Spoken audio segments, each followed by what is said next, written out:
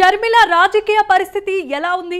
తెలంగాణలోనూ రాజన్న రాజ్యం చేస్తానని చెప్పుకొచ్చిన షర్మిల ఆఖరి సమయంలో కాంగ్రెస్ కు మద్దతు తెలిపింది. అయితే ఇంతకీ ఏపీ రాజకీయాల్లో షర్మిల కీలక పాత్ర పోషించబోతున్నారా? వైసీపీలో అసంతృప్తులు షర్మిలతో మంతనాలు జరుపుతున్నారన్న వార్తల్లో నిజమెంత? ఇదంతా వైసీపీ అధినేత వైఎస్ జగన్ స్కెచ్ అనుకోవాలా?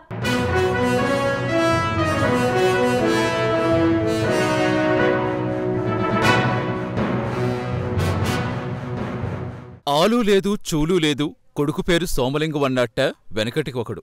అలా తయారైంది షర్మిల రాజకీయ పరిస్థితి. కాంగ్రెస్ పార్టీలో వైఎస్సార్ తెలంగాణ పార్టీని వైఎస్ షర్మిల విలీనం చేస్తారో లేదో తెలీదు. కాంగ్రెస్ తరపున ఆమె వచ్చే ఎన్నికల్లో ఏపీ నుంచి రాజకీయాలు చేస్తారో లేదో స్పష్టత లేదు.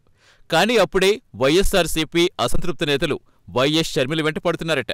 మంగళగిరి వైసీపీ ఎమ్మెల్యే ఆర్కే షర్మిలతో టచ్లోకి వెళ్లారట.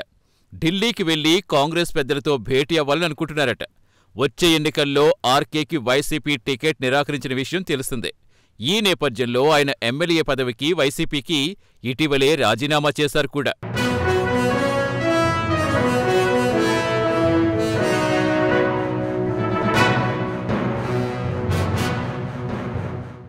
అప్పటినుంచి ఎమ్మెల్యే ఆర్కే వైసీపీతో పూర్తిగా సంబంధాలు తెంచేసుకున్నారు.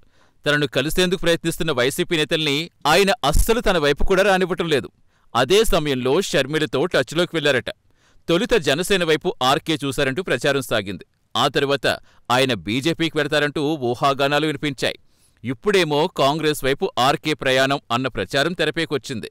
ఎమ్మెల్యే ఆర్కే విషయంలోనే కాదు, మరికొందరు వైసీపీ నేతలు కూడా కాంగ్రెస్ పార్టీతో టచ్లోకి వెళుతున్నారట. ప్రధానంగా రెడ్డి సామాజికవర్గ నేతలు కాంగ్రెస్ పార్టీతో తిరిగి సర్దుకుపోయేందుకు సమాయత్తమవడం అందరినీ విస్మయానికి గురిచేస్తుంది.